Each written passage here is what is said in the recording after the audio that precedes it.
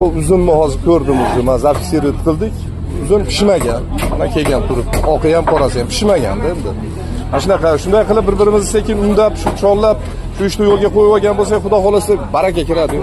O'sha sifat chatoqlik uchun bo'ldi. Shuncha yil yomon kelganligi uchun shuni orqasidan mana o'sha hozir yaxshi borsa ham endi ozgina hozir adaq qilib turadi. Sekin-sekin bu bo'lib ketadi. Shunga nima sabab deysiz, shu vahiyroq o'zib olganiga o'zi asosiy bir sabab.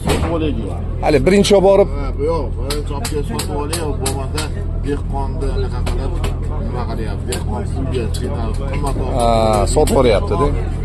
Ana endi qarang, hozir siz aytyapsizki, masalan Moskvada уже bu yerlarda qancha bo'lib turibdi savdo. Moskvada nimagaki Yevropaning mollari primoy kirib keladi, yaxshi mollar. Shirin, mazasi bor. Xitoy uncha konkurent emas bizlarga, lekin Yevropa qattiq konkurent. Men aytmoqchimanki, hozir o'sha sekin-sekin sifat noto'g'ri kelganligi uchun xom kelganligi uchun, haligi o'xlanib kelganligi uchun sekin-sekin bo'lish holat kelib qoldik.